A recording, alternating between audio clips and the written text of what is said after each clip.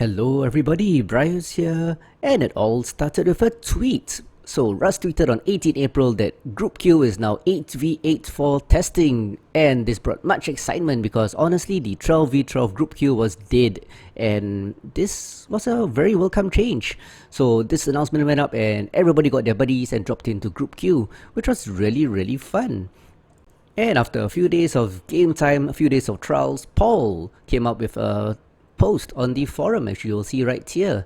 So Paul gave us some back-end data which shows that previously in the 12v12 group queue, the average wait time was 9.7 minutes, which is a total lie because I've waited up to 20 minutes and so have many of us. It was basically dead.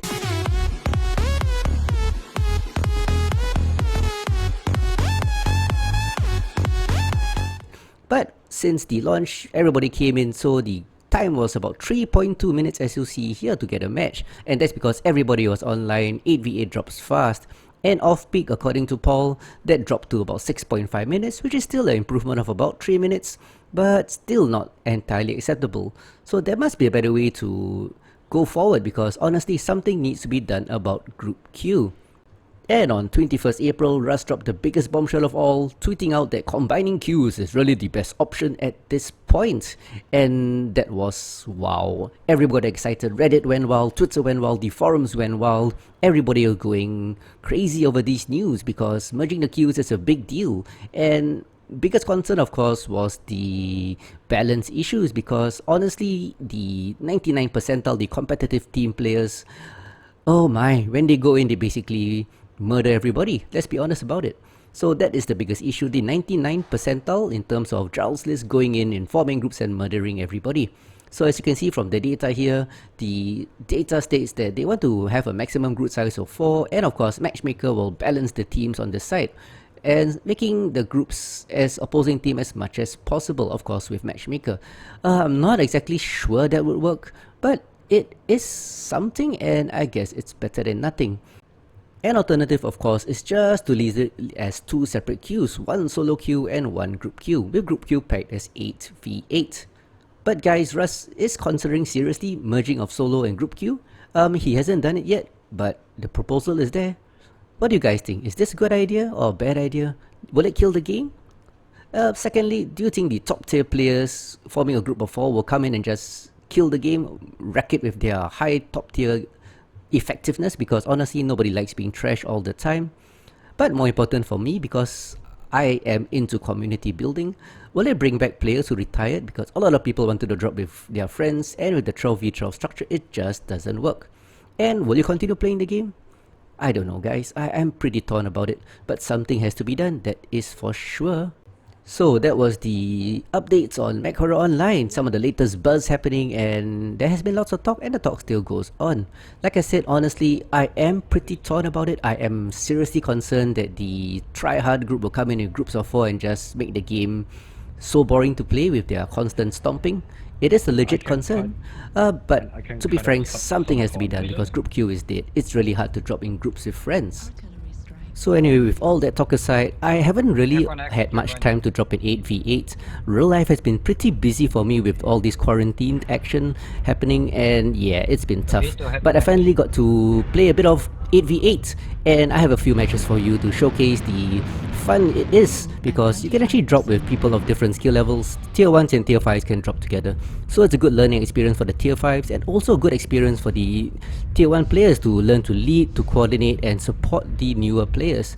And that's what the top tier players should do, learn to lead and support rather than trash. So anyway, here we are on mining. Kinda interesting, the top is pretty empty. So just holding the top, waiting for the big guys to come up. We are against some quality players, MJ12 players, so being very cautious with my quarantine.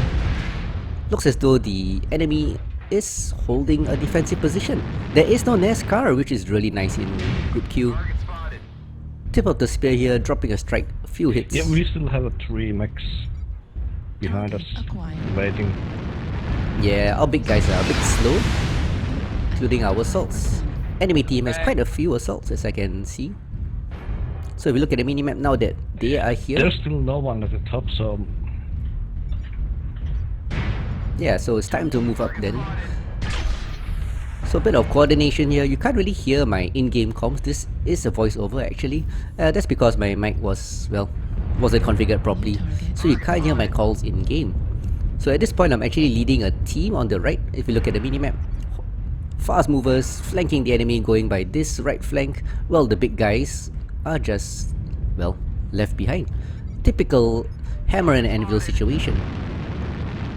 So because I know the enemy are mainly assaults, I'm gonna use my jump capability with the flanking action to harass them from the flanks, leaving the big guys to just move up and do a frontal assault.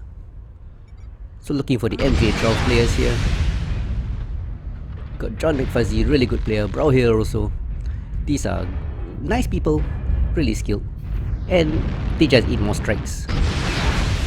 There's their defensive position, taking lots of fire, got a shield.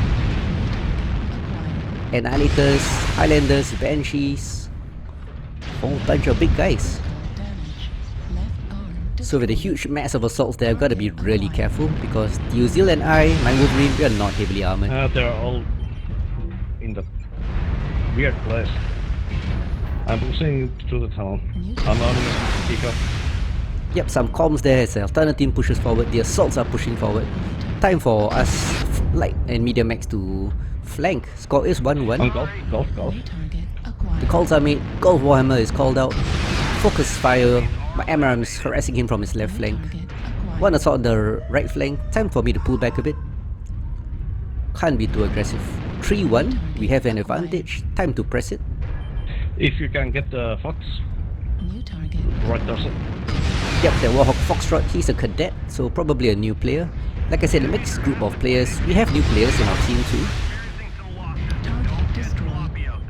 Yeah, that was a good hit and run. Delta, Hunchback, press. Linking up with the assaults. 5-2, decisive advantage. Low signal and, yep, ECM Warhammer. MRMs and heavy PPCs. Outmaneuvering him. Done quite a bit of damage. Can I get the kill? Yeah. 1 kill for me. Mop up time. Bro here there, he's going down, surrounded and... yeah, I get him. Teamwork beats individual skills up most of the time. Teamwork OP. Yes it is, teamwork OP. So that's a great match, really fun. Mixed group of skills on both sides, skilled players on both sides. And let's take a look at the damage and the scores. 840 damage, 2 kills. They're really nice because of the strikes. Damage price. Yep, it was great fun. So let's move on to the second group action. And that was really fun. 8v8 action is really fun. Not much NASCAR, good team effort, and you can even do a nice hammer anvil tactic like the last match. And for this match, we have a match on Tourmaline Desert. One annihilator on my left, lots of assaults because, well, group size and tonnage, you know. So expecting lots of assaults in this match. Game mode is domination, so moving up to the yellow pea stain. With faster max like a Wolverine, you want to go and screen your main force of assaults. So going by the right, scouting a bit. My weapons are on the right, so I always present the right to the enemy. Visuals are made. Nice little heal here for me to pop that over. Don't overextend, guys. So Wilton and mixing some calls. Yeah, a whole bunch of assaults there. Waiting for my strikes to get ready. Constantly moving and One repositioning. assault down. One assault down. So pop starting with this Griffin next to me. Extra. Harassing them. Charlie Bravo. Harassing them as our assaults come in. Hoping to pin them down. Once they're pinned down, my strikes will do a number on them and will slowly grind them to dust. Echo. Delta peeking really badly there. Bravo also peeking badly. Guys, they've got 2 assaults out of it. Yep, very good tactics. The Griffin and I are doing lots of damage pop-tarting while our assaults are slowly moving in. Oxide running along on my left, On the right. poking at their weak flanks. There goes the Oxide charging in. I've got them distracted. Yep, they're all pinned down. Look at all those CT on Delta. assaults. CT on Delta. Strikes going in, doing lots of damage. If you can pin them down and drop strikes, of course they are in trouble. So that Stalker's losing parts. He's now a medium laser Stalker. So switching targets, confirming that Bravo has no weapons. Yep, he has given up. Basically out of the game. One assault on my right, but I think the friendly Oxide and whatever else is engaging will have no problems. Charlie City as well. Yeah, calls are made. CT Charlie. Charlie's one shot. Good comms. Around Echo 6 to Echo 5. One kill for me. Charlie goes down. Lots of coordination in team. Really fun in group queue. Golf. So friendly team is pushing on the left. So I'm gonna harass them on the right as I Echo. slowly move into the left. That's it. This is where they die. Because One touch. they're all badly hurt. I think it's time to take out the Stalker. Shoulders. Stalker shoulders. The last one. Drillich was gets Delta another kill. 5. Nice guy also, Drillich. Dropping with Delta friends. 5. Always the best. Yeah, Delta 5. Fresh learner. No, It is a fresh one. And it doesn't UAV up. always a learn boat last. I'm not sure about his skill level. He's a legendary founder, so he's been around a long time. Luring from the rear with a Mad Cat 2-4. Never enough fight. Bit of war crimes there, but trying to get a kill. Carol man. Yeah, I got it. So 8-3, Yeah. a That was a lot resounding, of assaults. victory, Yeah. and yes, lots of assaults. So strikes really did the number. Pin them down, drop them with strikes, harass them with my missiles, and I forgot his domination, so gotta go into the P stage. So once they're pinned down, slowly grind them then down with the assaults as the Griffin and I do some hit and run. Yeah, All man, this, boys, right? no NASCAR guys. I repeat, Dominated. 8v8, no NASCAR, it's so fun. And of course, dropping with friends, always the best. So let's take a look at the damage. 966 in an 8v8 is amazing, but due to strikes. It's like this is the way the game was meant to be played. So very well put by Wiltonen, and I may not be sold on the merging of the queues, but 8v8 is definitely really fun and a real win.